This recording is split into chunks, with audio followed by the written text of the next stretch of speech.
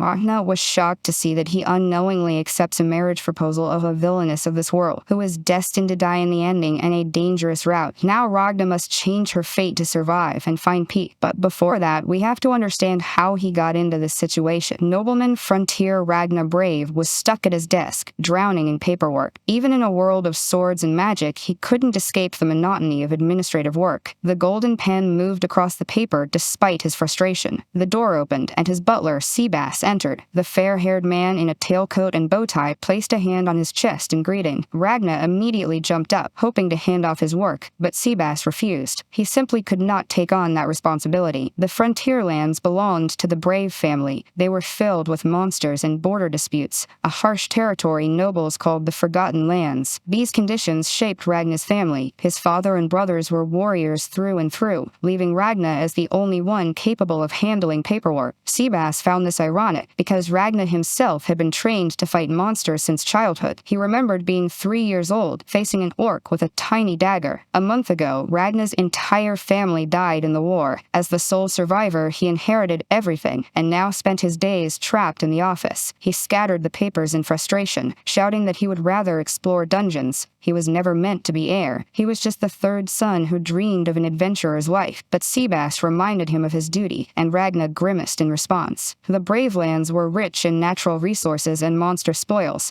which attracted adventurers. Commerce flourished, but every attempt to develop the mountains triggered monster riots, and any fields he planted were burned by neighbors. Self-sufficiency was impossible. Ragna had to rely on other nobles. That was why he needed to attend the academy in the royal capital. He intended to network and beg for support. He was even willing to dress up for it. In his office, wearing a simple shirt and scratching his head, he asked if he could simply refuse to attend. Seabass shook his head. The butler had come with important news. A marriage proposal had arrived. Ragna imagined a beautiful woman with a veil and bouquet, but Seabass explained this was normal for a lord. His brothers had received proposals too, but no one wanted to live in the Brave Lands. The brides refused to settle there. They did not attend the funerals, and Seabass noticed no relief on their faces when informed of their fiancés' deaths. Ragna squeezed his pen so hard it cracked. This had to end. Seabass's eyes widened. He feared his master wanted to call off the wedding, but Ragna had reasons. He would be living in a dormitory, busy with studies, and only home on rare vacations. What kind of marriage would that be? He ordered a refusal. Seabass produced a new pen, but refused. This proposal came from the Duke of Oldwood's family, who supplied weapons and food to the Brave Lands. Ragna raised his head in disbelief. He asked where the Brave family ranked. Counts, Seabass reminded him. The Duke was 2 ranks higher, making the marriage not only possible, but strategically vital. Ragna thought for a moment and realized he knew this family. His situation was complicated. As a child, when an orc struck him, he awakened memories of his past life. He had been reincarnated into the world of an Odom game. He could not remember the game's name, but he recalled enjoying Japanese culture before finding himself here. The game followed a commoner girl attending a noble academy, falling in love and building relationships. Standard stuff, but Ragna remembered complaining that the game had too many battles. By the end, the capital was constantly on fire. It was an awful game. The plot featured Alicia, daughter of the Oldwood family. She was the game's villainess, engaged to the prince. Raised as a future queen, she possessed incomparable talent and flawless appearance, but her character was terrible. She mocked commoners daily alongside her entourage, and constantly insulted the main heroine. As the heroine grew closer to the prince, Alicia's harassment intensified, until it led to a duel for the prince's hand. Alicia lost in disgrace, her engagement broken. Afterwards, she took responsibility and went to the frontier to marry a minor noble. Now, in this world, that girl stood not far from Ragna's house. She couldn't believe her eyes. Was this really her new home? Ragna lay face down on his bed, consumed by despair. Living with this vicious aristocrat meant daily insults. A nightmare. He imagined them attending the academy together and wanted to give up entirely. He only got up when Seabass announced his bride's arrival. He had to address appropriately. He saw a little point. A girl raised for a prince would never appreciate their modest home, but Seabass had a reason. The Brave Lands had a high death rate. Survivors worked hard every day, and the noble family existed only through their support. The young noble had to do his duty. They stood on the road outside. The area towards the mountains seemed empty. Soon a carriage arrived. The footman bowed and a girl emerged in a long, light-colored dress, her hair tied neatly. Her expression was strange. She did not look happy, but when Ragna saw her, he gasped. Half her face was covered in a red burn mark. Seabass slapped him back, snapping him out of it. He composed himself and stood silently as the butler greeted the bride. She bowed her head sadly, noticing his reaction to her scar. He asked what happened, but she remained silent. He raised a hand, urging her not to speak if she didn't want to. Then he smiled warmly and reminded her we were on brave lands, where such things are normal. Alicia looked up, surprised. He explained that soldiers and adventurers here were covered in scars from head to toe, so there was nothing to worry about. She was clearly not an adventurer, so he assumed she got the burn in a duel. The scar was large, ruining her beautiful face. People whispered behind her back, and old friends abandoned her, but it was perfect for exile, as she would repulse anyone who saw her. Alicia was lost in thought, and didn't hear her name called. The footman announced his departure, and she nodded awkwardly. Ragna noticed she had no maid, strange for a duke's daughter. The carriage left, dust settling. Alicia stood silently, head bowed. Ragna watched her. A drop of sweat ran down his temple. A small carriage, one suitcase, no escort. It was easy to understand her situation. Her face. She resembled a captured enemy soldier, not a proud aristocrat. Seabass invited her inside, and she obediently followed. Ragna could not shake the feeling that this was not what he expected. He had prepared for arrogance and insults, like in the game, but etiquette rules remained. He offered and she had his arm, hitting the bow in her hair and grabbing something in midair near her. She looked up questioningly, asking if there was dust on her. Before he could answer, she apologized for her outdated outfit. Ragna smiled casually, telling her not to worry. The lands were dusty anyway. She nodded half-heartedly and walked towards the house. Ragna stayed behind, still smiling, but when she was further away, he looked at his clenched fist and opened his palm. Inside was something like a flatworm with glowing white eyes and sharp mandibles, a demon bug. These creatures were born from resentment and turned into curses. Obsession with them destroyed normal life. When Ragna first saw his bride, at least 100 of these bugs clung to her. The number reflected the hatred directed at her. Ragna glanced at Alicia and noted nervously that people really did not like his new bride. But that wasn't all. An ordinary person would lose their mind under such a curse. Yet Alicia remained calm and showed no signs of illness. Ragna scratched his head thoughtfully. This situation needed careful consideration. He recalled the game plot again. It was strange. A girl raised for the prince's bride caused such chaos just because of a duel with a commoner. This world felt like a stage where people moved like puppets, driven by plot and genre conventions. To heighten drama, the genre required a villain, so Alicia's existence was distorted to serve that purpose. The world bent for convenience. Ragna scratched his chin, realizing they were both pawns in fate's hands. He knew her fate well. He saw a scene from the game, Alicia with horns, wearing a beautiful dress, dying in a fire. Even after the engagement ended, her hatred festered. She eventually engaged a demon and transformed into a monster. Ragna knew Alicia would die, but her hatred would consume all brave lands, and any storyline led to these lands being engulfed in war and destroyed. Ragna himself was not even part of the game. That meant sooner or later his fiancée would simply get rid of him. Things looked bad. He stared at his house, unsure what to do. Both he and Alicia were victims of fate, but that did not change the fact that nothing would remain of these lands at this rate. Tormented, he crossed his arms. He scratched his head again, still without a solution. Finally, he frowned decisively and pushed away the pessimistic thoughts. He decided to try helping Alicia get back on her feet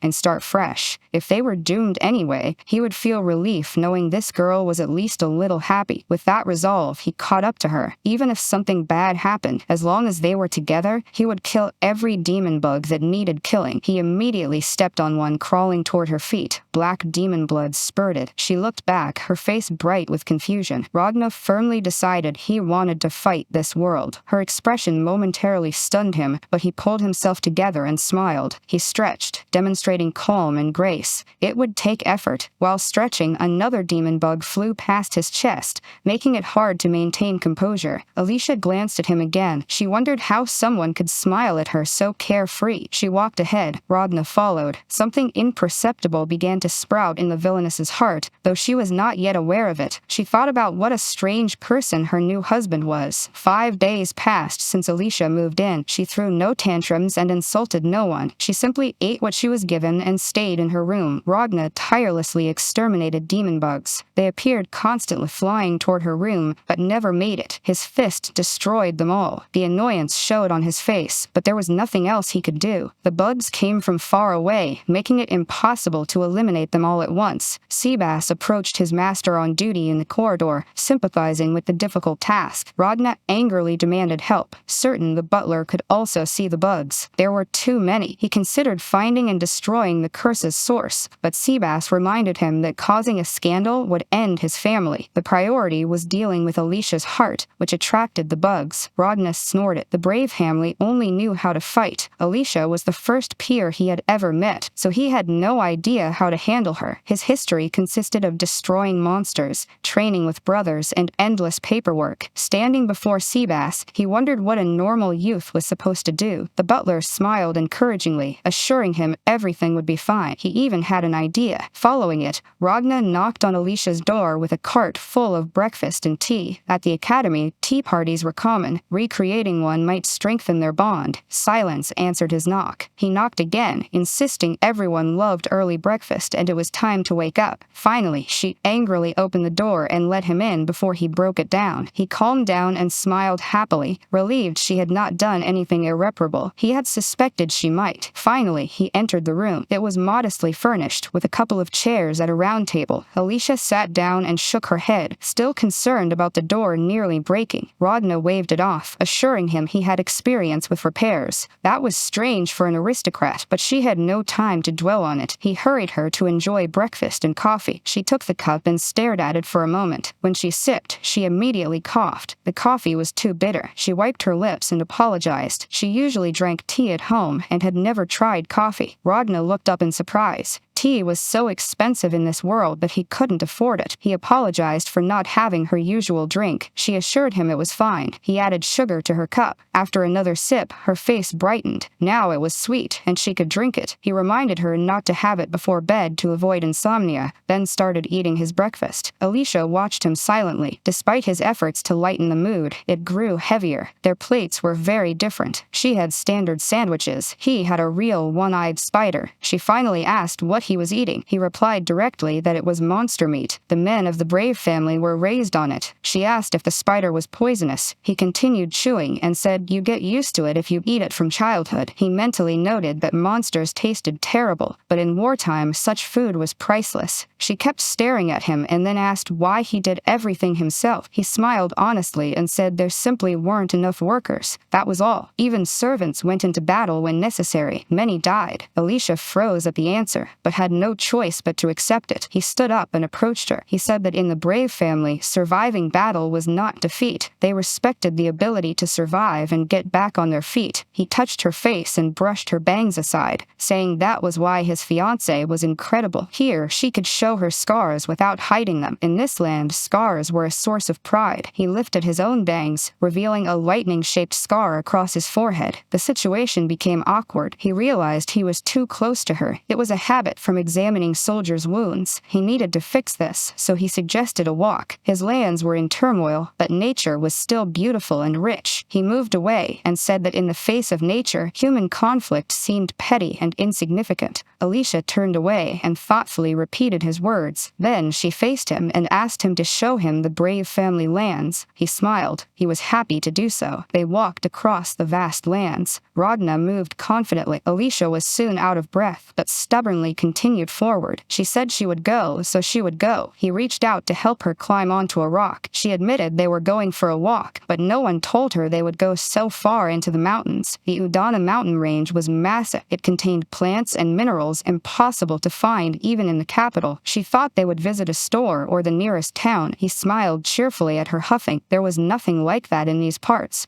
No tourist attractions. Only adventurers and monster hunters came here. There was one entertainment though, gambling. Ragna had heard that someone bet on his father's death in battle and made a good profit. He said this out loud, adding that Seabass had already dealt with the gamblers. His mere presence struck fear into them. Alicia's expression became complicated, close to shocked. He waved his hands apologetically, realizing he shouldn't have mentioned such things in front of her. She looked away and placed her hand on her heart, saying it was fine. He could do as was customary in these lands. He remained silent, but noted that she was trying to adapt, just as she had with coffee earlier. She was accepting the local rules, even in this strange environment. He smiled and suggested a break. She crouched by a stream and drank. Transparent drops ran down her face. She was amazed that the water was very tasty. He nodded approvingly. In the Udana Mountains, evaporation was low at high altitudes, so the water was crystal clear. He watched her with satisfaction. This couldn't be found in the capital. He called to her. When she looked up, he said that these lands were not very friendly and hard to accept, but if you got to know them better, things were not so bad. She thoughtfully repeated his last words. He continued, enemies and allies lived on the same land. Neither should be underestimated. You must be prepared to survive. That was what the Brave family taught their children from infancy. He had heard similar expressions elsewhere, from people in strange clothes with strange hairstyles, who made their own decisions and fought for them. Alicia nodded. She then admitted she had noticed the faces of the people living here. They were not at all what rumors claimed. Ragna smiled with satisfaction. It was nice to hear that. After much thought, she said that people here did not laugh. He chuckled awkwardly. Ironically, that was something to laugh about, because people risked their lives for fun. He turned and climbed onto a rock. The rest was over. Time to move on. They were almost there. Alicia hurried after him. He held out his hand, smiling. She froze, looking at him. This man was a little strange. He said people did not laugh, then said you could laugh at that. She placed her hand in his. The sun disappeared behind the mountains, scattering thin rays. Alicia opened her eyes wide. The sun-drenched landscape was breathtaking. She watched the sunset while Ragna stood behind her, smiling. This was his favorite place. It looked ordinary, but he loved it. He spread out a blanket and took out food. She must be hungry. As he unpacked, she called him Lord. He said she did not have to. She was not used to formal addresses either, so they could speak informally. He put his hands up in a defensive gesture, surprised. She smiled, tucking a strand of hair behind her ear, and reminded him that such things did not matter here. He had no choice but to agree. She then asked the question she wanted to ask. What would he do if, after much deliberation, he accepted an outcome, had no way out, and regretted what happened? He looked at her face bathed in light, and remembered the game scene where she suffered a crushing defeat in a duel. He did not have a specific answer, only a guess that time heals all wounds. Perhaps that was just a pleasant phrase. Every time a person chose one thing, they lost something else. There was nothing to be done about what was lost. He remembered with a tremor how he had run in armor to his father and brothers, only to find their dead bodies. She was not satisfied. She looked straight at him and asked what to do if nothing remained at all. She used to spend her days poring over books, devoting every minute to one goal. Now that goal was lost. There was nothing left. Darkness gathered around her as she cried out that as a duchess she was already dead. That was why she was in these forgotten lands. She bowed her head and apologized for her rudeness. He was not worried about rudeness. He was concerned about the swarm of demon bugs gathering around her. Was it impossible to get rid of this compelling feeling? A wave of despair washed over him. He remembered the butler's words. He just needed to be honest with himself and everything would work out. He clenched his fists and turned fully towards her. He swore to protect her under any circumstances. An awkward silence hung in the air. She asked again, uncertain. With a warm smile and a childlike blush, he held out his little finger. Duchess Alicia was no more. Now there was Alicia of the Brave fam. He swore to protect this new girl no matter what. She tucked her hair behind her ear and said it did not sound very convincing. He had to agree, though he had practiced this phrase. He had spent considerable time tormenting Seabass,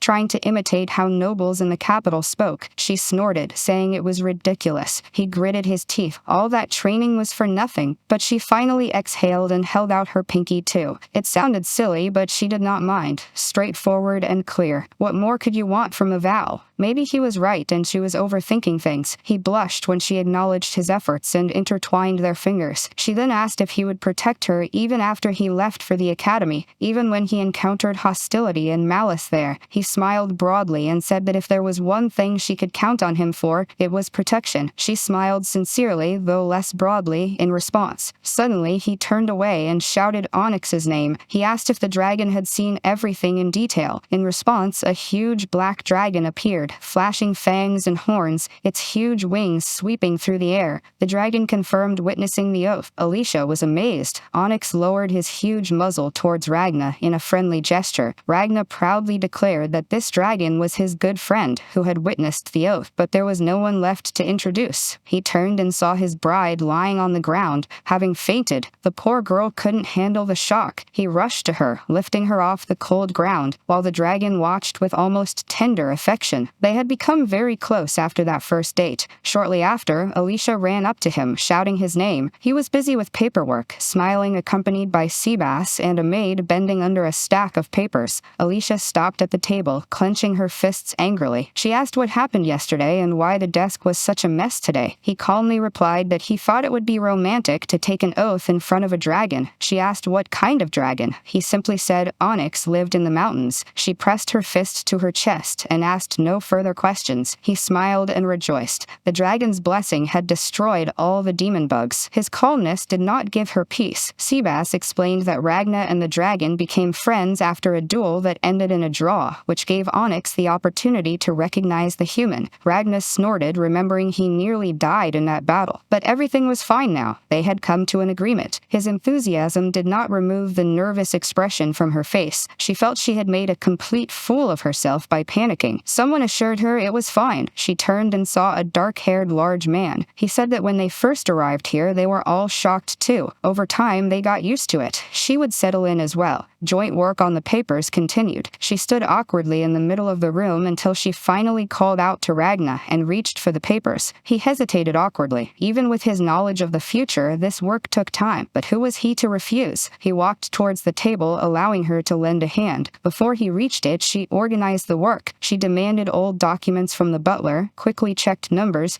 and moved from one paper to another. She immediately noticed strange cash flow at one store and changes in purchasing periods at another. The paper seemed to glow under her hands. Her face was extremely focused. The radiance of pure intellect flooded the room. She sorted through most of the papers in hours. Seabass put his hand on his heart, acknowledging that Alicia was surprisingly talented. Ragnar smiled enthusiastically, admitting his knowledge of the future was not as good as he thought. The servants surrounded her, clearly positively disposed towards her. He mentally noted that without the bugs swarming around her, his bride could smile like any ordinary girl. A pleasant, lively blush appeared on her cheeks. The servants returned to work. The maid washed windows. The gardener went to the vegetable garden. Alicia rolled up her sleeves and offered to help clean the mansion. Everyone's eyes widened in shock. No one expected that. The maid hastened to refuse, not wanting to dirty her mistress's hands. Alicia smiled and said she now served the Brave family as a human being. Did that not mean it was time to try something she had never done before? With those words, despite requests to wait, she slipped into the hallway. Ragna mentally acknowledged that Alicia was a very good person. Seabass reminded him that his master should also try his best. He presented the young man with another task. Ragna called the butler a demon, but Seabass informed him that a local gun shop had suspiciously high prices. It opened on the very day the bride arrived in Brave, and it looked like people from the capital were working there. The business sold trinkets at high prices under the guise of real treasures. But in these parts, weapons were not luxury items. They were common consumables. Large income was not possible here. That meant the real purpose of this store was to keep an eye on Lady Alicia. Seabass gave the young gentleman a stern look and asked what he was going to do. The decision was easy. Weeds had sprouted on his land. They had to be uprooted. When night fell, Ragna secretly left the house. He crept along the walls and cautiously peered around corners to avoid bumping into anyone he shouldn't. Before he set off, Seabass reminded Ragna to be very careful. Strong fighters worked in that store. One of the adventurers had reported this to the butler. The scene was not filled with nobility. A large, one-armed man, that same adventurer,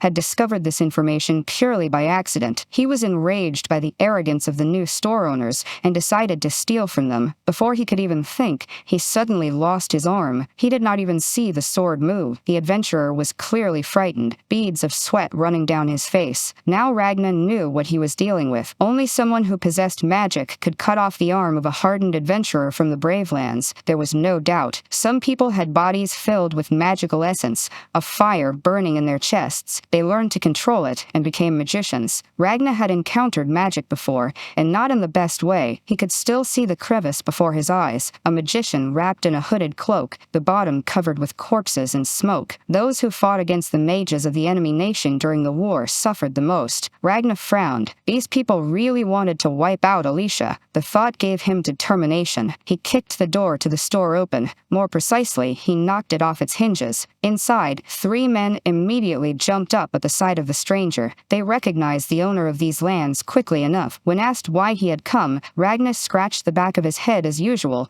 and said they had started it. He spread his arms and suggested they tell him what they were snooping around for. Then perhaps he would not be too harsh with them. The men exchanged mocking glances. Their faces seemed to darken. A second later, all 3 surrounded the uninvited guest, weapons ready. Ragnar looked at them contemptuously and stated that they had pointed weapons at the Lord himself. Now he was completely confident in his actions. The men only smiled contemptuously in response. They declared they had never threatened any lord. If they were not caught with weapons, and the Lord himself kept quiet once and for all, would anyone find out about their little mistake? The main character frowned. The 3 men shouted that it was unwise to come alone, and launched their attacks simultaneously. Ragnar punched the first in the face, calling him a weakling. The remaining 2 flew away together, knocked down by a single kick. In less than a minute, the young man looked triumphantly at the battlefield, where his defeated opponents whimpered and trembled. He then turned to the real enemy in this place. Not far away sat a man hiding his figure behind a hood. He had light hair,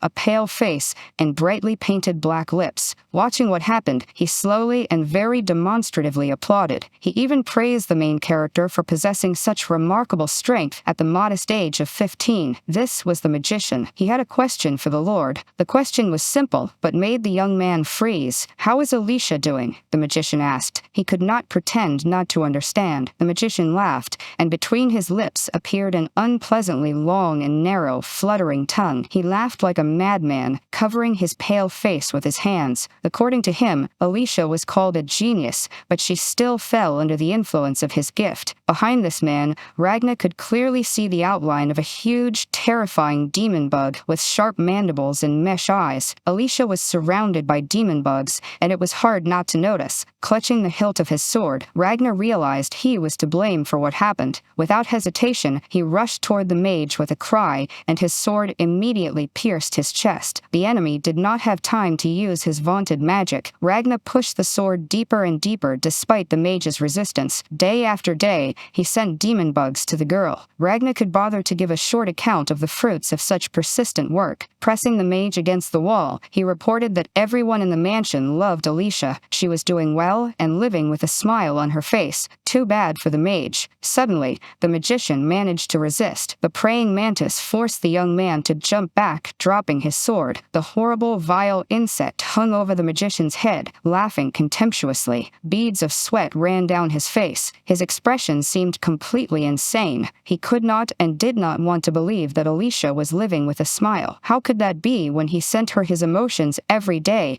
so that she would hate his curse? Since it sounded so implausible, he had to check it out. But Ragnar had no intention of letting this terrible man near his bride. He boldly struck the demon bug with his fist. Then he grabbed the hair rope that connected the mage to his fang creation. Under the main character's hand, the hair seemed to melt, turning into nothingness, but the mage himself could not attack him. His magic had no effect against the Lord. Now that his opponent was deprived of his main support, Ragnar could strike several blows and cut off the remaining hair. It was revenge for the adventurer's hand, and for the parasites he sent to Alicia. The young man's face was impassive, but the mage was screaming. At that moment, power was completely concentrated in the Lord's hands. Stepping on the mage with his foot, he promised to spare his life if he revealed who was behind all this. Realizing the situation was hopeless and nowhere to run, the mage gave up the entire family of Duke Ignite. Ragna thanked him, and then with one sweeping motion, cut off the mage's head. It was the final blow delivered in retaliation for this man's attempt to harm Alicia. The head lying on the floor gasped, cursing the protagonist. He was not impressed. Smiling, Ragna said he was already cursed. The door opened, and Seabass appeared in the doorway. The protagonist asked Seabass to clean up the place. Then he asked if he could stay with Alicia when he went to the academy. Seabass replied sternly, and somewhat awkwardly, that if it was a question of living with his fiancée, pregnancy during her studies was not the best idea. Ragna immediately nervously declared that the butler had misunderstood him. He just didn't want to be late if something suddenly happened. He wanted to be there to help. As he said this, the main character blushed. The butler sighed of relief. Seabass stayed at the store to clean up, while Ragna headed home. On the way, he thought about how this would be the first time he had traveled so far alone. Before that, he had only gone on long trips with his father. Stopping, the main character wondered why his heart had stopped feeling, and when had it started. He was unable to answer this question, so Ragna moved on to simpler questions. For example, would he be able to fit into school life? Meanwhile, Alicia was awake. She wrote a decent stack of papers. This was information that would need to be communicated to her fiancé about the academy. With a sense of accomplishment, she went to bed. A couple of months passed. Nature around her was in full bloom and smelled wonderfully. Now that the time to leave for the capital was fast approaching, she looked around the garden, regretting that she would not have time to harvest the Dian radishes. For a villainess of noble birth, these thoughts were very strange. Even the residents of Brave House looked at her with sincere astonishment, not believing their eyes. The villainous Alicia was voluntarily working in the garden. This girl had a lot of strength. Previously, it was completely wasted on higher education, but now it was distributed among household chores. The noblewoman spent days washing floors,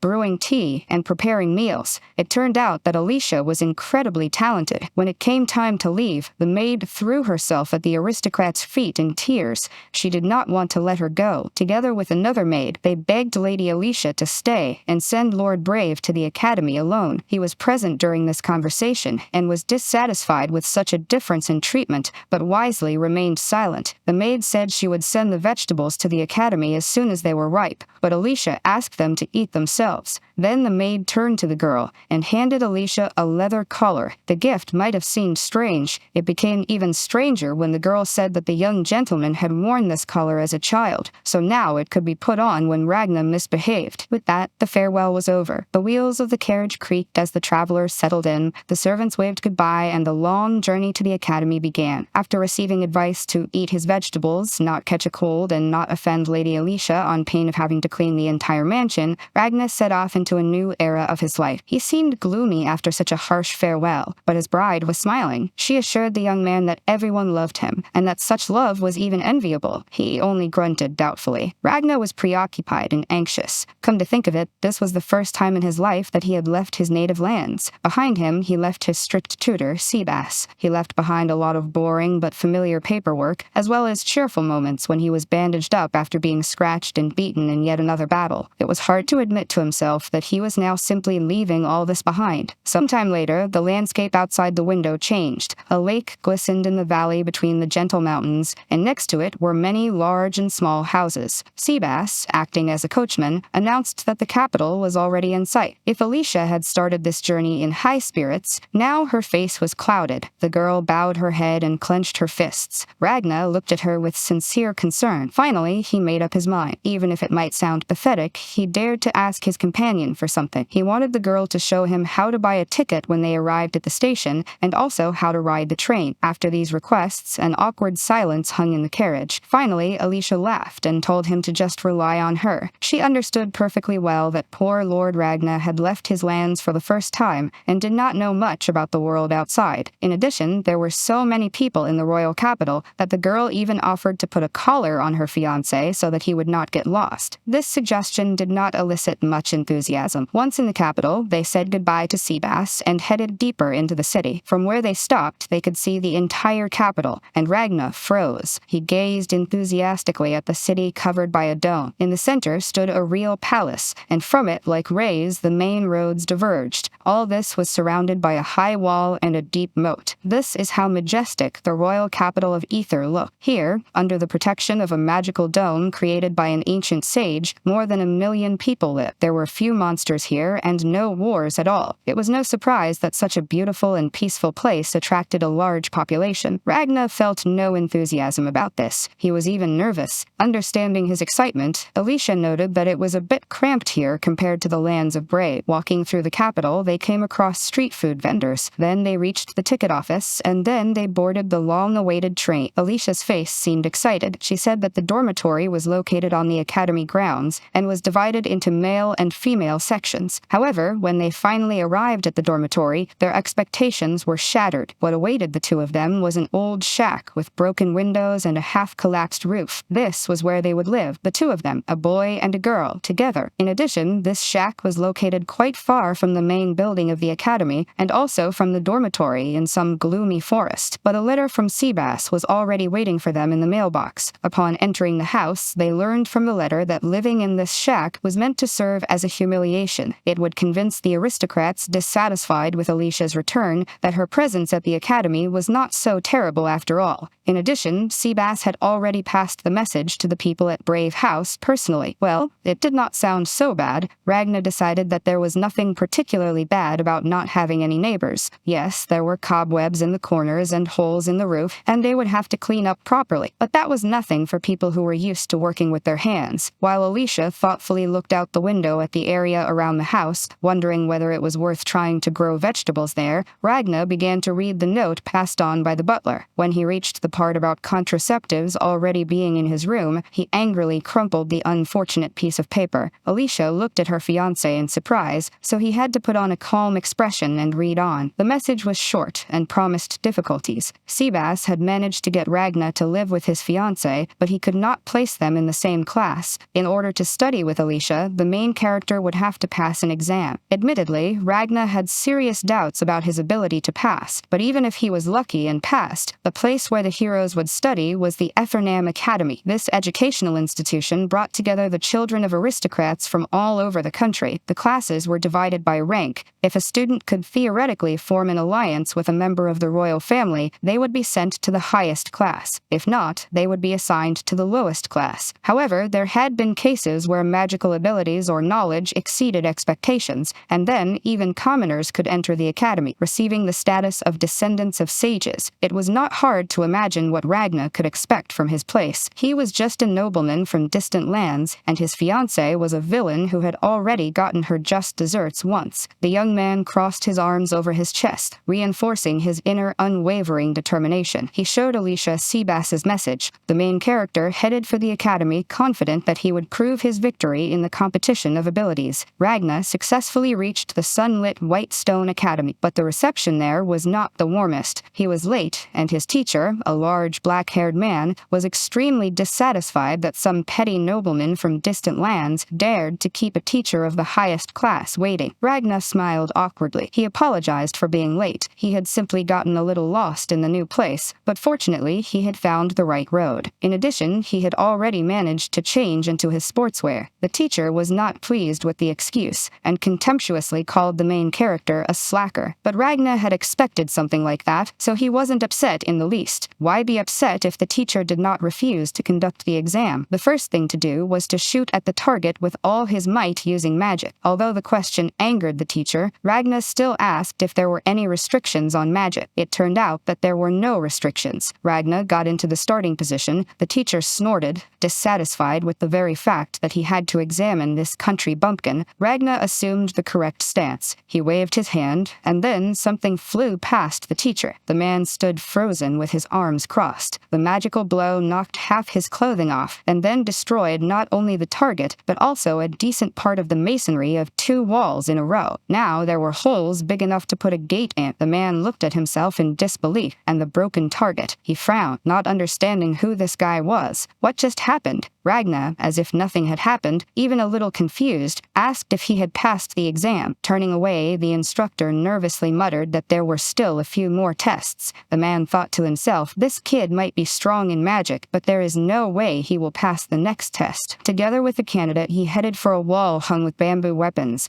A bamboo sword fell into the protagonist's hands. The teacher took the second one. It was time to fence. The rules were simple. If Ragna defeated the teacher, he could consider himself to have passed the exam. Magic was forbidden, and the fight would end when one of the opponents was defeated. The young man smiled, ready to get this fight over with as quickly as possible. The man bared his teeth and called the main character a barbarian. Without warning, he rushed into the attack. The sword rose above the young man's head, but he did not allow this pathetic piece of wood to fall on him. With one movement, he dodged the blow and struck back at the same time. When Ragna turned around, the teacher was lying on the ground, completely defeated. Then he picked up the man's sword and broke it in half. It was not in vain, because an iron rod was found inside the sword, and the main character's sword was just wooden. He noticed that this was strange, to say the least. Ragna checked for a reason, because his own sword would surely have broken from such a powerful blow. This meant that the teacher simply wanted to fail the student on the test, depriving him of the ability to fight normally. Suddenly, someone asked what all the noise was about. Ragna flinched. A dark silhouette appeared behind him. The owner of the voice asked if he was responsible for everything that was happening here. Looking back, the main character realized who he had stumbled upon. It was the director of the Vorsia Grand Cascade Academy himself. The man's arms were crossed tightly across his chest. He had heard that today was the day of the entrance exam for new students. Ragna could only stare at this intimidating man. Vorsia Grand Cascade proudly bore the title of Sage. He belonged to some ducal family. Ragna understood that if he angered this man, he would be in serious trouble, so he was careful not to speak unnecessarily. Cascade glanced at the defeated teacher, lying unconscious on the ground. Then he turned his gaze to the student. He stroked his beard thoughtfully with his hand. Finally, he said briefly and clearly that Ragna had passed the exam. Ragna raised his head in amazement. Then he began to thank the director profusely and asked if everything was all right. The director confirmed that everything was indeed fine, especially considering that there was not much difference between the pedigree of a minor nobleman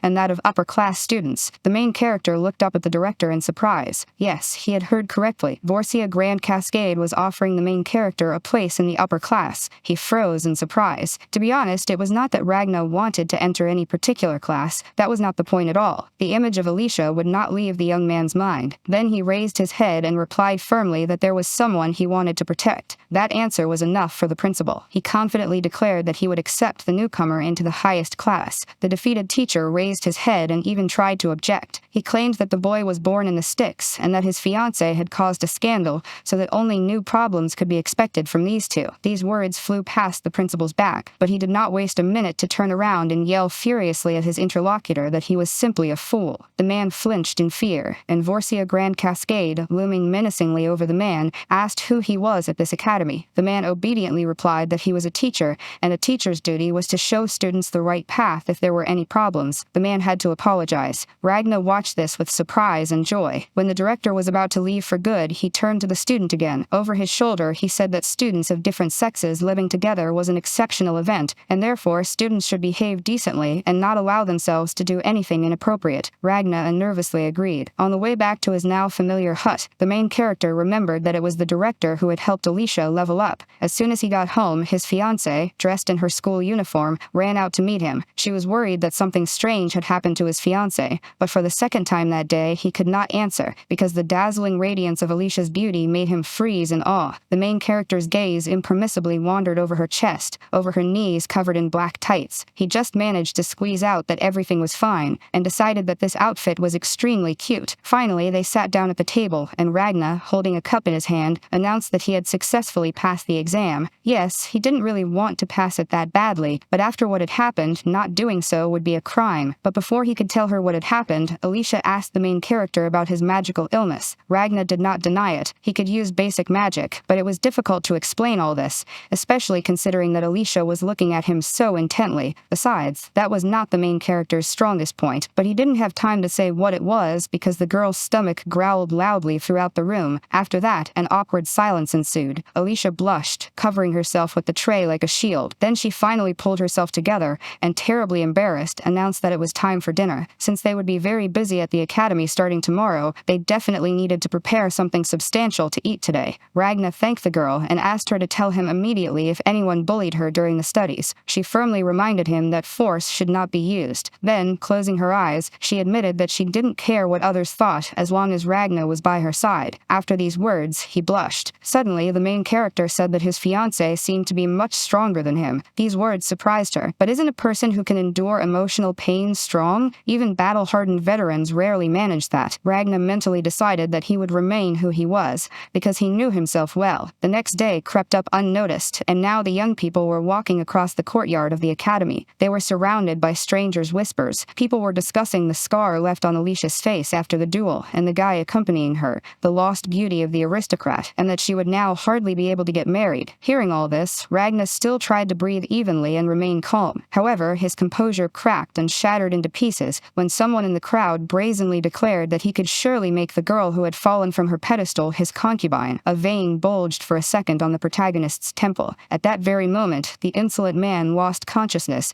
and fell into his friends, foaming at the mouth. Alicia glanced at her fiancé and told him to stop. He confidently declared that he had nothing to do with it. During the first lecture, Ragnar thought about how he really did not want this outcome. After all, he just sent a little bit of murderous intent. That was all. Were all people in these lands so weak? On the other hand, he remembered the plot of the game and knew that in the end, the heroine had to awaken the saint within her. The thought of the main character, a girl as beautiful as the clear blue sky, filled the young man with longing. He didn't even remember her name. Suddenly, the teacher called on Mariana Ocean to answer. The girl confidently stated that the sage most often used magic without an attribute, and that in order to learn how to use it, one must reach the peak of emptiness. Ragnar could not help but look at the girl answering. He saw round glasses, short blonde braids, and a smug expression reminiscent of clear blue sky. Without a doubt, it was her, the main character. Mariana had undoubtedly answered correctly. The teacher smiled and praised the girl, noting that although it was a trick question, one would not expect anything less from the descendant of a wise man. Mariana blushed with satisfaction and adjusted her round glasses. Ragnar saw her as a pretentious know-it-all, which did not inspire any sympathy. Suddenly, the girl's glasses cracked, as if the young man's gaze had shattered them. The main character of the game took them off, confused and completely unable to understand what had happened to her glasses. People around her whispered that these were already her fourth pair of glasses in a month, that someone should switch places with this girl, and that she had refused out of politeness. Ragnar did not participate in the discussion and looked at the girl strangely. It was hard for him to imagine that this plain girl with huge glasses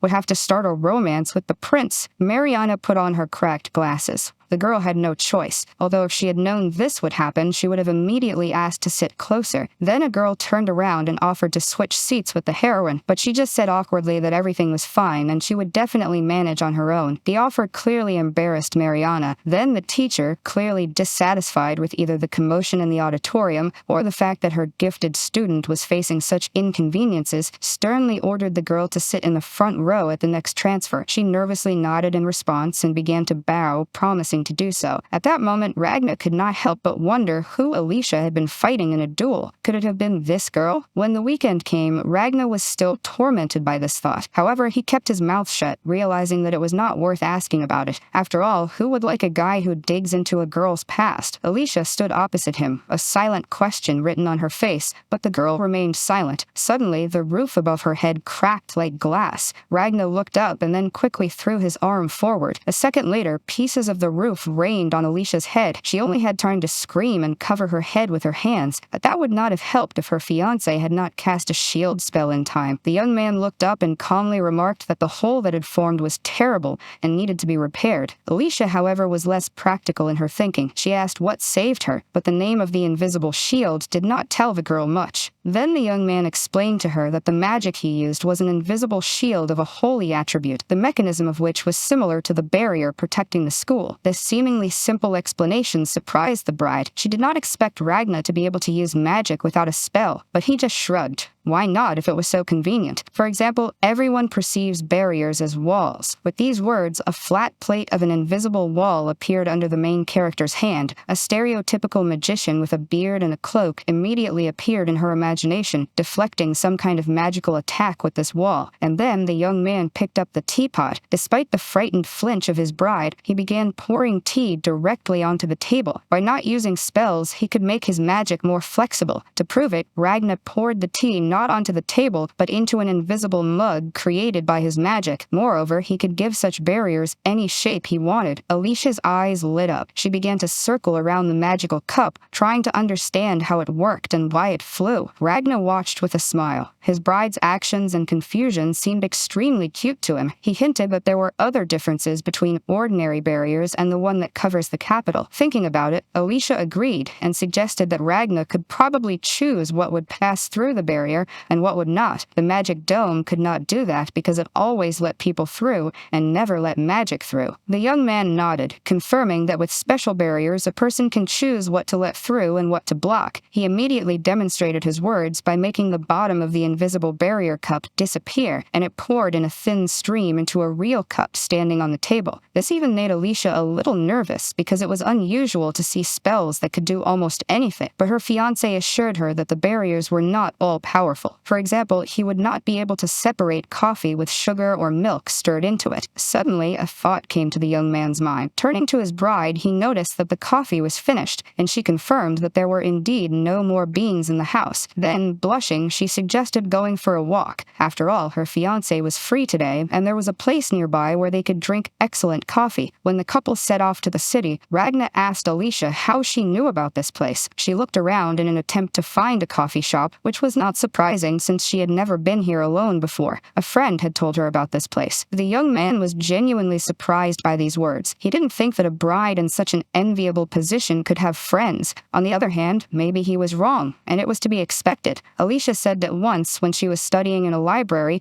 someone spoke to her. That girl also clearly liked coffee, which became fertile ground for friendship. It was she who told her about this coffee shop, which the couple was now heading to. Finally, they arrived at their destination. The sign said it was Ocean Coffee. Ragna snorted nervously, not believing his eyes. Surely this could not be true. But suddenly, the doors opened and the bell rang. Mariana Ocean herself appeared in the doorway, confirming the main character's guesses. She immediately recognized Alicia, and Ragna, despite expecting something like this, still froze as if struck by lightning. Mariana muttered that the two of them were standing outside the store and staring, so she became curious about what was going on, and she looked out to see. But then it finally dawned on her. She realized that the guests had come to the coffee shop because they loved coffee. Who could have thought? Then Alicia introduced her fiancé. Mariana immediately stared at him intently through her large glasses. After a brief contemplation, she noted that this young man was in the same class as them, and Ragna nodded in agreement, but immediately pointed out that they had never even spoken to each other. Suddenly, Mariana gasped. Tears welled up in her eyes. The girl folded her arms across her chest and apologized in a trembling voice, assuring them that she simply couldn't believe an aristocrat had visited their modest coffee shop. What was unclear to her is why Alicia was accompanying such a person. Mariana's hair stood on end in shock when Alicia reminded her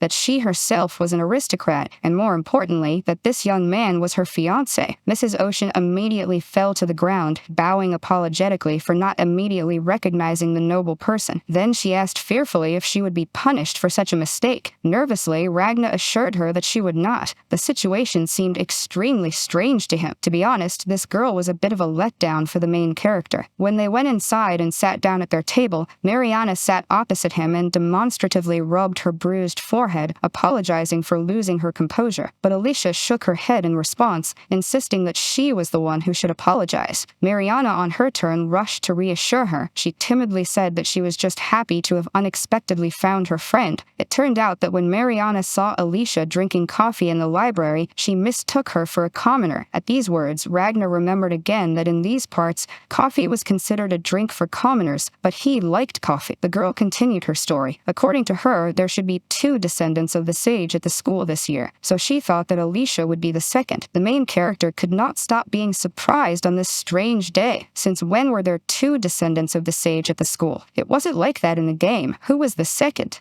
Alicia smiled. Only then did she realize that Mrs. Ocean was unaware of the chaos Alicia had caused, and only now did she realize why her new friend was always alone. Mariana shook her head. To think that such an event had taken place and she did not even know about it. Ragna was also surprised, not understanding how it was possible to miss such a commotion. It had even reached his village, but the answer was simple. On that day, Mariana had gotten on the wrong carriage to the academy and simply got lost. Ragna stared at her thoughtfully. He wondered where else the carriage could have gone besides the capital, especially on the day of the event. Was it a coincidence? Hardly. Alicia, however, was not surprised. She had heard many times that Mariana was a true genius in magic, but also a little absent-minded. She nodded enthusiastically, confirming that even her parents had noticed their daughter's magical talent. However, they considered her useless in other respects. Speaking of parents, they were not there, so Ragna asked where they were. Mariana instantly paled. Lowering her head, she said that a year ago her parents had died of an illness. Alicia immediately angrily glanced at her fiancé, who bowed his head contritely, asking for forgiveness. He did not want to bring up such a difficult subject. However, Mariana shook her head, assuring him that everything was fine. After all, she was here thanks to her parents. She cheered up and offered her guest coffee. After all, she had invited them inside but had not offered them anything to drink, which was not right. So the girl set about making coffee herself. Soon, cups and desserts appeared on the table. Alicia was very pleased. The taste was surprisingly pleasant. She noted that it was simply amazing and completely different from her fiancé's coffee. He also had to admit this unfortunate fact. Mariana just bowed her head, accepting the praise with a modest and triumphant look. However, the young man was of course tormented by doubts. How could there be such a difference in taste if the beans were the same? Before his eyes appeared the butler Seabass, who mentally declared that the bitterness of coffee was a metaphor of the life of his young master. The vision was not pleasant. So Ragna allowed it to dissipate. Instead of agonizing over his coffee-making skills, he put his hand on his chest and promised that from now on he would consider Mariana his mentor in this matter. She flinched in fear and waved her hands. Only Alicia's words that the main character was just joking calmed the girl down. The girl's cheeks flushed with embarrassment and joy. It was strange to her that these two were aristocrats, but at the same time they were not scary or arrogant at all. Ragna asked in sincere surprise why the girl was so afraid of the nobility. She had objective reasons for this.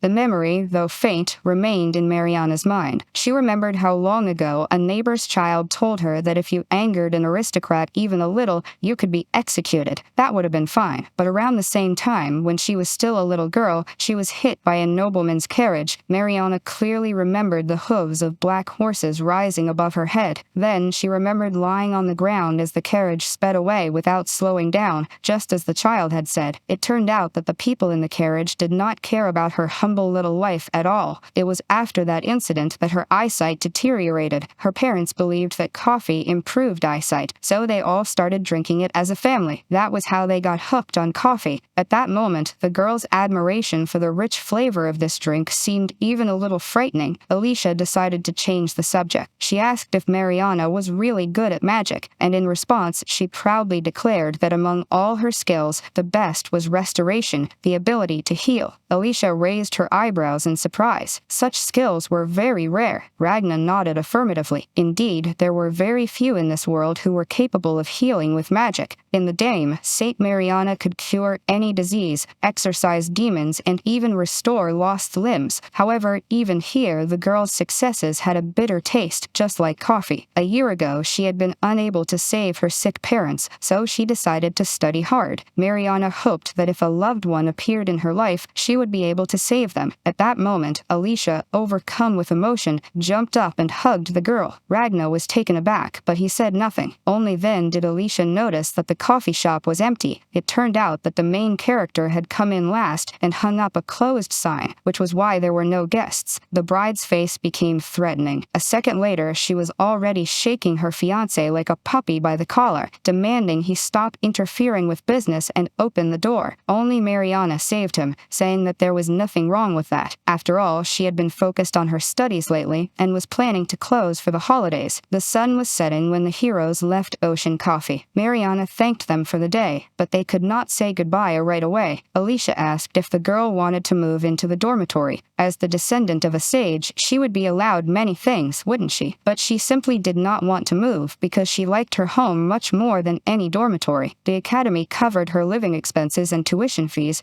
simply for her good academic performance, and even paid for part of her dormitory fees. In short, Mariana was firmly on her feet and was even ready to offer Alicia her help if any problems arose. Alicia thanked her for that, and the aristocrat's smile, horned over years, struck Mrs. Ocean dead. Mariana turned to the main character and asked him to give her Alicia, but he refused with a smile. The girl herself stared at them, not understanding what the two were talking about. Finally, they said their goodbyes and headed home under the night sky. Alicia noticed that Mariana was a very nice girl. Ragna looked at her with slight surprise, but the bride continued talking. According to Alicia, when they first met, this girl had the same look in her eyes as the main character. She looked at Alicia with beautiful eyes, and therefore was very likable. Ragna smiled. He understood that feeling. Perhaps that was how people with a strong core became. This meant that Ragna had seen someone like her, and the young man did not deny it. Suddenly, he rushed forward and stood directly in front of the bride, blocking her path. He smiled mischievously and confirmed that he had seen that look before, the look of a strong person resisting fate, sweet and beautiful. Alicia blushed and recoiled and asked why he was playing the prince, so they flirted all the way home. Once upon a time, Alicia looked down on ordinary commoners. The fate of these girls was a battle in which one of them would be destroyed. However, now the villain and her conqueror were having lunch together. The girls sat side by side, Alicia holding a basket of sandwiches on her lap. Mariana stared at it enthusiastically, and the aristocrat offered her a bite. Ragna watched the girls from the sidelines. Their friendship pleased him, for there was little more beautiful than friendly harmony. He folded his arms across his chest with satisfaction, but then a strange feeling came over the young man. He did not understand how this had happened. The girls looked around for the main character, hoping he would come to class. Ragna stood aside and pondered how strange Alicia's situation had turned out. After all, she had been thrown out to some village, married off to someone unknown,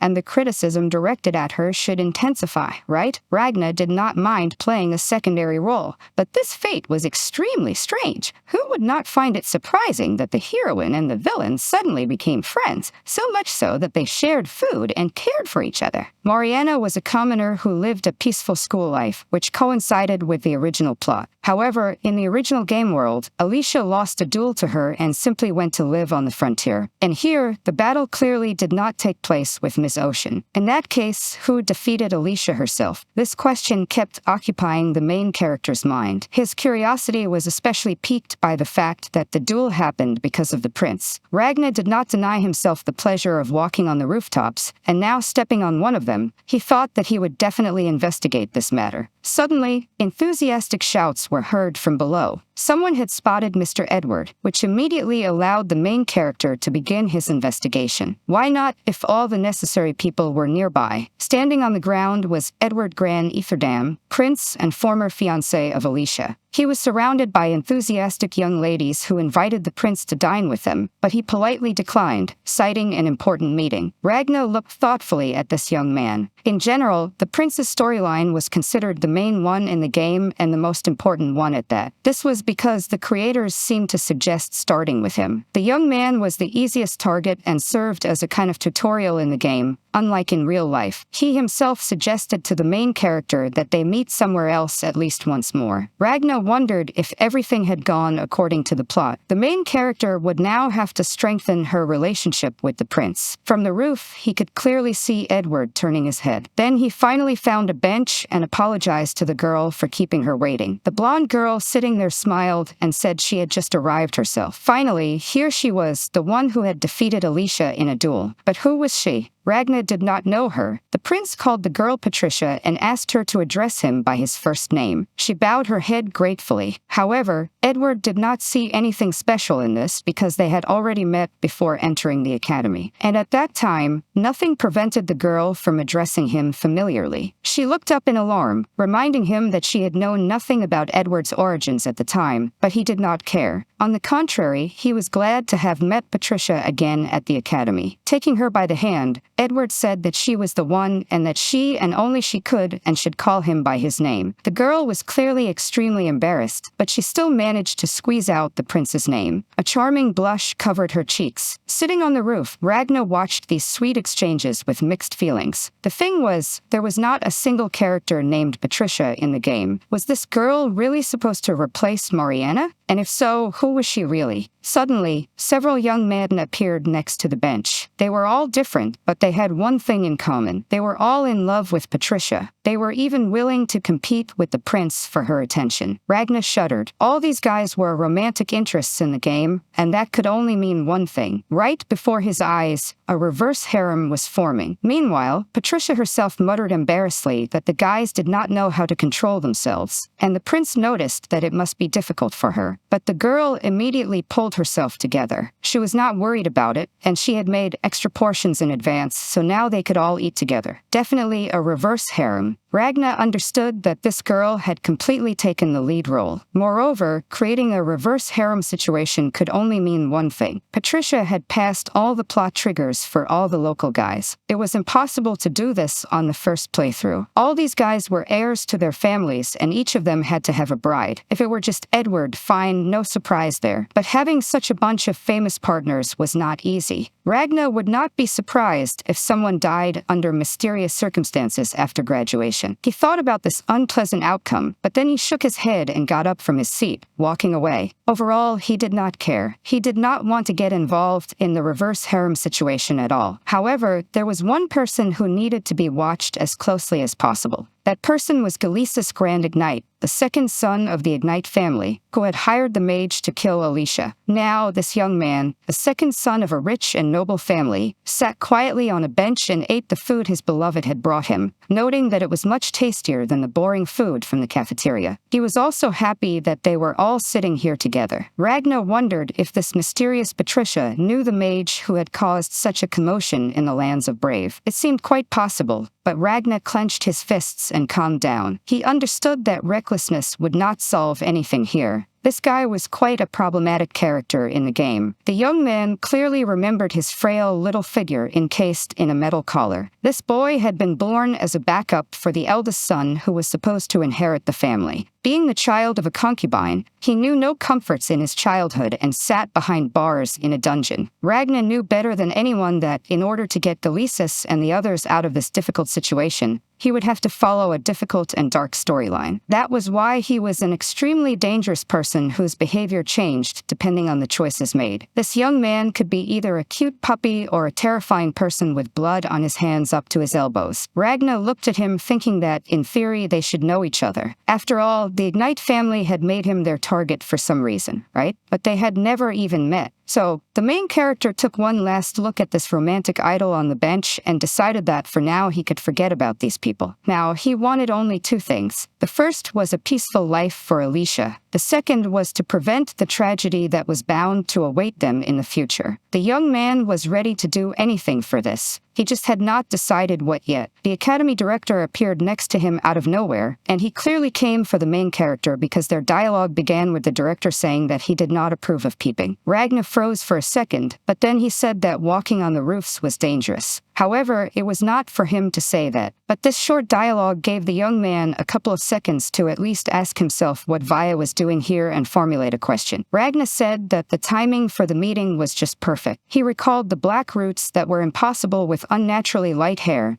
as well as the equally impossible reverse harem of Patricia. There could be no doubt this girl was also reincarnated. So Ragna took the opportunity to ask the principal to tell him more about this student. Ragna wanted the principal to tell him about Patricia's origins, her past, what kind of magic she was good at, and basically everything he could. It turned out that Patricia's last name was Kindred. However, the principal was not going to reveal her secrets so easily. First, he asked why the main character wanted information about her and what he suspected about this girl. After all, she had acted honestly, passing the entrance exam, and had not done anything underhanded. However, Ragna was sure that something was wrong. The fact was that the heroine was removed from an important plot event, and if this was Patricia's doing, then some aristocrat must have helped her with the carriage. This would explain how Mariana ended up outside the capital. Based on what already happened, it could be assumed that the Ignite family was involved. Mr. Vaya nodded. He understood the main character's concerns, but since the true purpose of these suspicious individuals' actions was unknown, he decided it would be best not to leave them unattended for the time being. These people would be under surveillance at the academy. Ragna thought that the director was probably right, and then he sighed heavily. Oh, how he wanted to live a carefree life. The director was surprised by these words. Ragna was a student at the academy, so what was stopping him from enjoying his youth? Why limit himself like that? Ragna glanced at Alicia and Mariana walking peacefully along the path, but he did not say anything about them. Instead, the protagonist scratched the back of his head with a naive look and said that the place of a nobleman from the countryside was behind the scenes. After all, he would only have to endure 3 years. Suddenly, Vaya asked if the main character had forgotten about the pride of the brave family. He reminded him that the blood of his family was resistant to hardship. The director believed that they clung to this until their last breath, even out of despair. But had the young man's resolve really weakened so much? The director's gaze was stern, but did not stay that way for long. It was hard to keep a stern expression on your face when an academy student hit you. The director's head hit the wall. Such was the force of the blow from the representative of the brave family. The wall cracked and the sound was not quiet. This immediately caused a commotion among the students. They began to look around anxiously, fearing an earthquake. Ragna himself finally removed his hand from Via's face. The young man's expression was impassive. The director looked at him sternly. Ragna said that he wanted it himself and acted according to the situation. With a terrifying gleam in his eyes, the young man declared that if anyone harmed Alicia, he would not forgive them, and he did not care that it was the principal's private garden. The director thought for a moment. Then he replied that if Ragna really wanted that, he would have to prove the strength of his desire. Suddenly, Vaya asked if Ragna believed in fate. Ragna wrinkled his nose, not understanding what kind of question that was. What fate? That shitty scenario? The director said it was about Mariana Ocean. She was a child of important destiny, but her destiny was now undergoing severe distortions, sliding into madness. In the end, this hurricane would drag in all the other people with strong destinies, and this country would be torn between darkness and light. However, for now, Mariana still had the strength to resist, and the director wanted Ragna to protect Mariana, who had lost her guardian. After all, her destiny could not be limited to this small world. It lay somewhere else entirely. With these words, the director disappeared in a cloud of smoke just as he had appeared. Soon, the whole class went to the dungeons. Mariana honestly admitted that she was nervous. After all, it was her first time in the dungeon. Looking at her, Ragna remembered the director's words that this girl must be protected. It was interesting what Vaya really knew, but there was no chance to get that information yet. So, the main character stayed close to the girl just in case. As part of their training in the dungeon, the students had to practice the magic they had learned in class. Of course, the academy took certain safety measures, but it was still easy to get hurt. All it took was a moment of distraction, and that was it. Behind the young man, Patricia hid in Edward's arms. The girl complained that she was scared. The prince assured her that everything would be fine,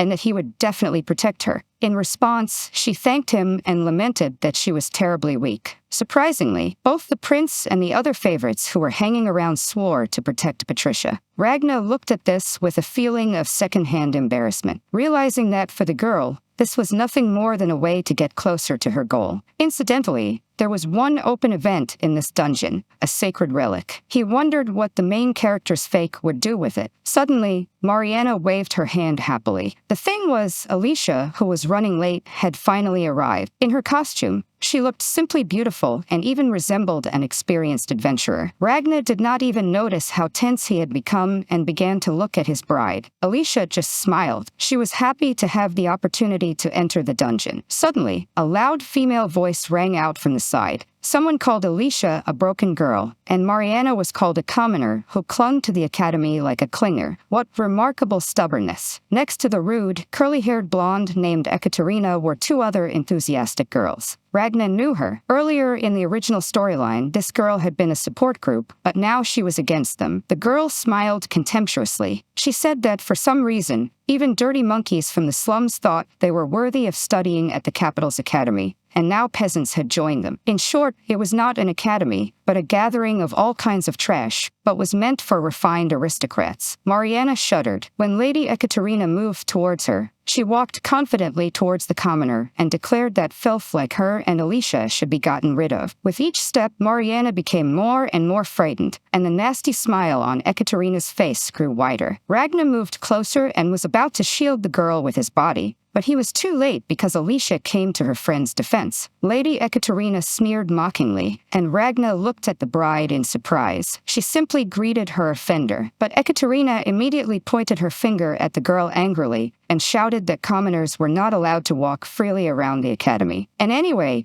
it was her, a broken failure, who was to blame for everything. In response, Alicia calmly and quietly said that if Ekaterina wanted to, she could hate her. But Mariana had nothing to do with it, and if her rival had something in mind, like a duel or something, she could just ask for it. But would Ekaterina have the courage to risk going up against the descendant of a sage and a girl who was ready to take the throne? Ekaterina sneered maliciously. These words clearly hurt her. She shouted that this broken girl dared to be so insolent only because she had that gorilla by her side. That was where they belonged, at the zoo. Let them sit there and drink coffee together. Alicia smiled sweetly and said that she quite liked coffee. Then the lady clicked her tongue angrily and, declaring that there was nothing to do here, turned and left, taking her sympathetic entourage with her. Finally, she snorted that the smell of the beans was simply unbearable. Alicia shook her head contentedly, emerging victorious. Ragna looked at her with admiration. Yes, he knew that Alicia was strong at heart. Moreover, she had the strength to admit that she had previously been friends with the wrong people. That was why her fiancé had developed feelings for her. The girl was very cool and impossible not to like. In addition, Alicia's fiancé and friend clearly bonded and supported each other in their desire to kill Ekaterina for mocking the girl and for mocking the coffee, of course. Fortunately, he constantly maintained a protective barrier around his body and had no reason to fear such primitive traps. From the outside, the skill seemed incredible, but Ragna himself knew that as soon as his mana ran out, he would be immediately pierced by the first stray arrow. Ragna decided to share where he got this magic from. Once, when he was a child, he found himself on the verge of death. Being a child, all he could do was naively cover his head. It seemed like the best defense, and surprisingly, it actually worked. That was when the barrier appeared. Since then, Ragna had practiced it often, boldly going into battle against entire companies of bandits and not flinching even under a real hail of arrows. So now he used the skill without hesitation. The story told by the main character led Mariana to believe that the lands of Brave were truly terrifying and dangerous. But Ragna did not have time to respond as Alicia said it was actually a beautiful place. She was planning to return there during the summer holidays and decided to invite Mariana to go with her. Mariana gladly agreed. Ragna raised his hand and solemnly declared that this was an excellent opportunity to practice in the mountains. He was going to arrange such training in Brave for everyone, after which anyone would be able to cast spells without incantations. Mariana was excited by the idea, but Alicia, who knew her fiancé well, asked that at least they not be killed in the process of this training. He grabbed a monster that happened to be flying by and destroyed the poor thing. Mariana adjusted her glasses. She found it strange that monsters had appeared in this dungeon out of nowhere, and that they turned to dust after death without leaving any remains. This place must have been created by wise men, which was why it was full of secrets. It was very intriguing. Crouching down, the girl tapped the wall with her pickaxe, intending to take a piece of rock with her to study it. Alicia shouted, stopping the girl, but it was too late. Her pickaxe had already entered the wall. This in turn activated a trap that instantly sucked the reckless girl inside. The activated trap turned into a portal that led into mysterious darkness. Neither Ragna nor Alicia could abandon their friend and rushed after her without a second thought. The landing was relatively soft because Ragna caught both girls and gently set them down on the floor. Mariana adjusted her glasses with a familiar gesture and looked around. The place was strange. Columns entwined with ivy rose up in the stone hall, and a passageway was visible in the wall in the distance. She had never seen anything like it before. Ragna, however, was familiar with this setting. They were on the lower level of the dungeon. Who would have thought that they would activate a teleportation trap? On the other hand, could anything else be expected from the main character? She in turn found the walls here extremely curious. Alicia did not want to get into trouble again, so she immediately confiscated her friend's pickaxe. No objections could stop her because safety was paramount in this situation. Mariana was only slightly slowed down by the reminder that if they all died here, they would never drink coffee again. To everyone's surprise, the girl sat down right on the stone floor and, as if out of nowhere, pulled out a cup and a coffee pot. This could be their last cup of coffee. Alicia was surprised because she did not expect anyone to bring a coffee pot with them to the dungeon for any reason. But Mariana herself saw nothing strange in this. After all, they say it was important to take food with you to the dungeon. Alicia could only sigh heavily. She sat down next to them and took her cup. Ragna did not refuse either. He was pleased with how the situation had turned out because the girls remained fairly calm. Maybe it was because they had never played before and did not know that falling to the bottom of the dungeon meant the end of the game. Help would not come and eating monsters would not work. The young man tried to smile until Alicia called out to him. She said she did not want to panic, but they were definitely in great danger. They had not studied this place in class, and there was no one to call for help. She was surprised by her fiancé's calmness. It made her think that he knew something she did not. In response, the main character smiled. He was sure that everything would be fine because there was still something that could be done. Ragna planned to rest a little and then head to the deepest part of the dungeon, and that was what they did. Soon, the small team had already advanced quite deep. The main character had a goal. He was looking for a magic circle. He was familiar with this kind of portal from the game. There, Alicia, the villain, had provoked something similar. If so, then their failure this time was no accident. Ragna thought about it, but then dismissed these thoughts. By and large, it did not matter how they ended up in the dungeon. Since it had happened, they had to move forward, not slow down. Besides, deep underground lay a relic necessary for progress in the game. This item hidden deep underground was important for saving the country at the end of the story. To obtain it, he had to complete each character's storyline. Only with this relic could the saint be awakened, so Ragna was determined to take this item with him. To do so, they had to defeat the goblin at the gate. Behind it was a teleportation circle leading outside. However, it was impossible to say this, so Ragna said that there were records according to which it was possible to defeat the defender in the depths and then return. This gave the girls hope, although the main character himself had an unpleasant anticipation of a tedious battle with the goblin. Suddenly, Alicia noticed a huge painted door. This must be the entrance they were looking for. Mariana rushed towards it, but Ragna was in no hurry. He remembered that there was supposed to be a golem there, but there was no sign of it, at least not yet. Suddenly, the dirt next to Mariana stirred, and a second later, a huge golem with a giant eye stood right behind the girl. Ragna flinched in fear. He shouted, trying to get her attention. Alas, it did not help. So, the main character had to rush forward and literally pull the girl out from under the onslaught of raging mud. She only had time to wave her arms in fear. Everything would have been fine if a huge toothy mouth had not appeared where there had been streaks of liquid clay before. This creature made strange sounds and caused expressions of horror to appear on the faces of the young people. It resembled a huge muscular man with large triangular fangs, claws larger than his own head, and bandaged eyes. The creature's skin was cold black, and its arched legs resembled those of a goat. This power was simply incredible, and the heroes could only look up at the monster from below. Only 3 creatures could possess such powerful magical energy: a dragon, Fenrir, or a demon. The choice was small, the answer obvious. It was a demon, the creature to which Alicia had sold her soul in the original story. No one wanted to approach the monster, so Ragna ordered his companions to move away. However, Alicia was already clutching her dagger with both hands, and both of them were trembling. The girl was shaking all over from fear and tension. Ragna looked back at her frightened face. At that moment, Alicia somehow remembered how she had lost to Patricia. Immediately after she had been disgraced, kneeling in front of a whole crowd, memories came flooding back of how humiliatingly her parents had reacted to it. For them, losing to a commoner was comparable to the ultimate shame for the family. And Patricia herself did not fail to rub it in that it was she who had challenged her to a duel. And what had it led to? Disgrace. The girl clutched her head. Through the fog of humiliation and panic, another voice broke through her consciousness. Ragna shook the girl, and the memory of Patricia walking away contemptuously faded. Ragna told her to look him in the eyes and make sure everything was okay. The girl's cheeks flushed, and she came to her senses. Then Ragna made sure that both girls could use the water shield and headed away. As he ran away, he looked back. He said that the next step in the plan was to kill this demon. At that moment, the demon itself laughed ominously and contemptuously, baring its huge teeth. Ragna did not pause for a moment before attacking. He knew for sure that this creature was responsible for awakening his bride's trauma. As soon as Ragna swung his sword, the demon turned to smoke, crouched down and dodged the blow. Immediately, a white magic ball glowed in its huge paw, gradually growing larger and larger. Soon, it hung over the main character like a threatening cloud. However, he was not afraid of it at all. With a swing of his sword, Ragna cut through the fireball. The young man walked through it. He looked back, assessing the situation. When he landed, the demon loomed over him again, attacking from behind. But that was a mistake. Ragna managed to jump high and cut off the demon's head with one blow. Mariana cried out enthusiastically. She was sure that the battle was won, but Alicia knew that this was not the case. Where the head had been severed, the demon began to regenerate from a mist. It wailed that something had fallen. Then it cracked its neck and its head was back in place. Ragna sighed and admitted that it was clearly impossible to finish off the demon. The demon suggested he try to strike it, and he did not refuse. The main character immediately leaped into the air, and a second later his sword pierced his opponent's chest. The enemy fell, and the main character stood triumphantly on his chest. Ragna contemptuously declared that it was too easy even for the weakest of the brave. Such defense would not be enough against him. But the demon did not think so. Was he careless? Maybe. But was not Ragna himself careless? Then the demon's flesh began to rise, enveloping the protagonist's sword. A wave of flames shot up. The girls screamed in fear. They were protected by a water shield and had nothing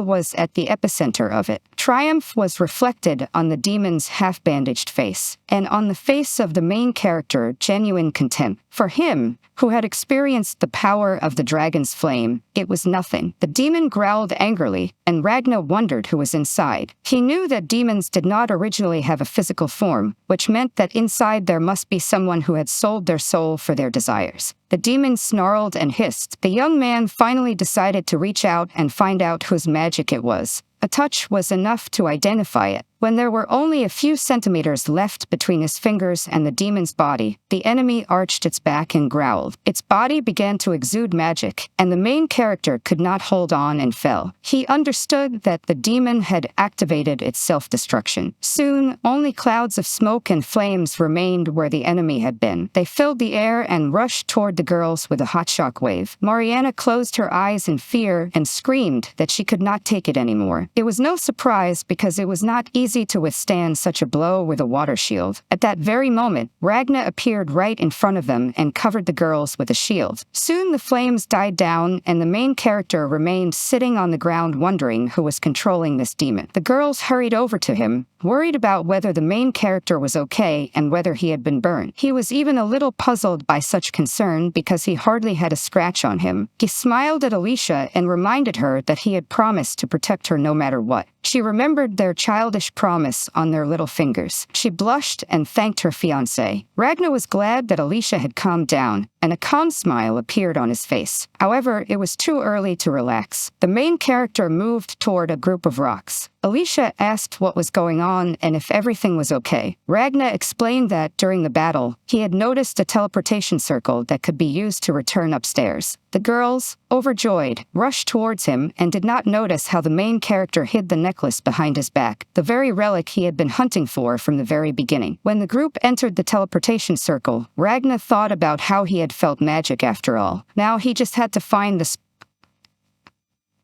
off his opponent. Meanwhile, A loud cough echoed through a luxurious hall. It came from Galisus, who had emerged from the flames. The last tongues of fire were dying out on his shoulders and head, but they did not harm the young man. However, he had already been harmed. Galisus was clearly not in the best condition, blood flowing from his mouth. The door swung open and Patricia entered. The girl had lost all her insecurity and friendliness. She loomed over the young man and said contemptuously that he was simply pathetic. He glanced at the guest, looking up from below and making no attempt to argue. The girl closed the door and asked if Galisus had managed to retrieve the sacred artifact, but he shook his head in response, apologizing for not being able to do so. The girl immediately slapped the already injured young man. A black boot immediately came down from above, and it would have certainly hit the guy right in the face if he had not managed to cover it with his hand. The girl shouted that he was the worst, having failed even while possessed by a demon. He only begged for forgiveness in response. Finally, the girl ran out of breath and sat down on the sofa. Galisus knelt in front of her, cowering pitifully and trembling. He said that Ragnar Brave was to blame for what had happened. The girl clicked her tongue in annoyance. This petty nobleman should have simply disappeared over time, and that would have been that. Where did this petty scoundrel from the frontier even come in? After all, he was to blame for the failure of the plan in which Patricia was turning Alicia into a villain. Patricia was so nervous that she did not just bite her nails. She bit them until they bled. The Edward storyline was no longer available. Even his former followers proved useless despite the blackmail of their families and provocations. Interrupting her thoughts, Galisus approached, still kneeling. He timidly held out his hand, offering to heal her bitten fingers. She looked at him contemptuously and ordered him to undress. Soon Galisus had taken off his shirt and was kneeling before her. His entire body was covered with wounds, scars, and scratches. Patricia asked where he had been wounded, and the young man pointed to his neck. Indeed, it was encircled by a bloody ring right where the enemy's sword had cut off the demon's head. Then, Patricia stretched out her hands, and the warm light emanating from them enveloped Galisus's neck, healing the wound. While healing her admirer, the girl thought about this sudden enemy. Cutting off a head with one blow was very difficult. How could someone who was reincarnated like herself be capable of such a thing? However, since they found themselves in similar circumstances, there was nothing to be done. Galisus said that he then used self-destruction, so his whole body was injured. After dressing him, Patricia finally patted the young man on the head and said that he had done well. When Galisus heard that he was a good boy, tears welled up in his eyes. He cried on the girl's chest for a while until he finally managed to pull himself together. Patricia smiled as she looked at him. This boy had been a winner and a crybaby since childhood. Who would know better than her, the older sister of this sweet boy? She knew about him and something else. A demon had lived in the young man's body since birth, making him a rare creature, just like her. Galisus called her name, but the girl did not let him say anything. She tried to comfort the young man, reminding him that she was his older sister. He looked up at her. Then suddenly, he grabbed her clothes and buried his face in them. Galisus muttered that the boy was very strong and he could not defeat him. Then the young man's voice broke. Patricia sighed as she looked at him. Indeed, he was a terrible crybaby and had always been that way. Finally, she lifted her brother's head, cupping his cheeks with her hands. Contrary to his expectations, the girl asked what he wanted. The young man froze in surprise, clutching his head in a gesture of despair and madness. Galisus admitted that he wanted Alicia. Yes, he wanted this girl, even if it meant destroying her. Galisus wanted Alicia for himself and only for himself, broken or destroyed, but belonging only to him. The young man's eyes became wild when he came to the idea that he would definitely put the girl in chains and then they would be together forever. That was exactly what Patricia wanted. Her brother's thoughts were already heading in the right direction. She just needed to give him a little push. Seizing the opportunity, Patricia said that in order to get Alicia, he would have to kill her fiancé. After all, she belonged only to him now. Her brother tried to object, but the girl insisted. She said that Galisus was special, and if he could continue, his younger sister would always be on his side. With these words, Patricia leaned toward Galisus's face and touched his lips. Soon the girl deepened the kiss, and when she pulled away, Galisus's body was enveloped in white light. It was magical power. After that, the young man stood up, thanking her for the energy he had received and promising that next time he would definitely be able to win. However, after a moment of silence, Patricia said that he had already won. After all, a lovely girl had hugged him, and he had even kissed her. He pulled away embarrassed and surprised. He asked if this really counted as a victory. But for Patricia, This approach was more than obvious. After all, these school children with monkey brains lived only for such things. She promised that as soon as Galisus returned, he would see it for himself. Looking out the window, Patricia saw the academy courtyard. Ragnar Brave was walking right below her window. The girl could not help but wonder what his goal was in the story and at this stage. She did not know why Ragnar had appeared here, but it did not matter. As soon as he stood in Patricia's way, he could not count on mercy. In her anger, the girl dug her nails into the glass so hard that it cracked. She was determined to weave her will into the fabric of this damn world. Patricia chose destruction, and her eyes were filled with curses and determination. The team managed to get out of the dungeon. After all that chaos during training, unexpectedly, everyone behaved as if nothing had happened. The next training session simply began, and this training session was at the pool. They were in the world of Otome games after all, so a sudden episode with swimsuits was simply inevitable. Ragnar sat on a bench by the pool and watched Patricia standing in the water supported by two suitors on either side. Nothing foreshadowed trouble when suddenly the girl began to splash and drown. Of course, she was pulled ashore where she began to lament that she was not a very good swimmer and was afraid of water in general. The lifeguards immediately began to reassure her that everything was fine and that she should not worry when she was with them. Admittedly, such a reward for the main character's battle was not very pleasing. Suddenly, Mariana distracted him from contemplating this island of love. The girl asked why Ragnar was sitting on the shore. Did he not want to go swimming? Since the opportunity had presented itself, he replied that he would swim. Suddenly, some guys from the other side of the pool shouted something about a princess at the bottom of a bottle. Then they offered to drink tea. Mariana did not pay any attention to them and said that today was just a great day for magic. Ragnar was surprised by this reaction. He asked if that was her name, but the girl was sure it was not. She only knew Alicia and him and did not interact with the others. Ragnar knew that even though Mariana was a commoner, she had no enemies. She was extremely polite and respectful toward the aristocrats, so they left her alone. Perhaps it was because the girl understood her social status and acted accordingly. Maybe she even had fans. One could draw that conclusion from the group of young men who, not receiving an answer, turned away dejectedly and moved on. Mariana looked around for her friend. Ragnar clasped his fingers anxiously. He was worried and hoped that the girl was all right. He could see her smiling face and hear her words that he was worrying too much. Unfortunately, all he could do now was stay close to Mariana. Yes, the main character was sure that the girl could stand up for herself and would definitely cope. Or at least that was what he told himself. Mariana decided not to waste any time. Even in the pool, she did not take off her glasses, and she even brought a book with her, which she was now using to control a small amount of water right in the air. But her success was short-lived. Very soon, all that water fell from above right onto the girl's face, flooding it along with her glasses. When Ragnar asked what she was doing, Mariana confidently replied that she was practicing water magic. It was a little dangerous at the edge of the pool, especially considering that the girl's glasses had managed to disappear somewhere. Someone clicked their tongue and called the main character a country bumpkin. A group of guys standing nearby discussed how he had befriended Mariana and how the scars on his body were kind of creepy. However, there were also reasonable comrades among them. They calmed their friends down and reminded them that excessive carelessness would be rewarded with a curse from this very rural freak. Ragnar sighed. He understood that at this rate he would never make friends, and this idea was turning into an impossible dream. He wanted to find someone he could communicate with using his fists. It was hard to believe that there was no one like that at the academy. Suddenly, Galisus appeared next to him, wearing a full jacket in addition to his swimming trunks. He said he understood the main character, who was also going through a lot. The young man did not dare sit too close, but he seemed to be trying to show sympathy. It was so unexpected that Ragnar did not even know how to react. He froze for a moment, then he jumped up, clenching his fist just in case. This was the last person he expected to see nearby. Galisus reached out and pulled the main character by his shorts, inviting him to calm down and sit down. Everything around him was quiet, dignified, and noble, so Ragnar really did sit back down on the bench. He interpreted this situation as a conversation with the aim of capture. It was bad, especially considering that the main character had no idea what Galisus was thinking. No, really, why was he bothering him? Ragnar asked if Galisus wanted to join the little island of love that had formed around Patricia. However, Galisus said that he did not really like water. Ragnar stared at him in surprise. Before he could say anything, Galisus noticed that he had an excellent physique. one of the scars interested him more than the others. It was the one Ragnar got on the lands of Brave. Only then did it occur to the main character that he could put something on. But on the other hand, his bride did not hide her wounds, so why should he? It turned out that Galisus had heard about these lands and the battle with their neighbors that had taken place there. He noticed that Ragnar looked strong. Ragnar shrugged because he did not consider his appearance to be anything special, and even noticed that his interlocutor also looked great. The latter tugged at his sleeve awkwardly and remarked that it was probably just the way he was raised. Ragnar agreed that everyone had their own problems. An awkward silence hung between the young men. With every passing second, it became more and more palpable. Ragnar felt so uncomfortable that he would not have refused the help of his butler. He even decided that he could leave just so he would not have to experience this. On the other hand, the young man was sitting here first, so he did not want to give up and leave his seat. Suddenly, Galisus turned to him, looked at him with his sad eyes, and began to speak.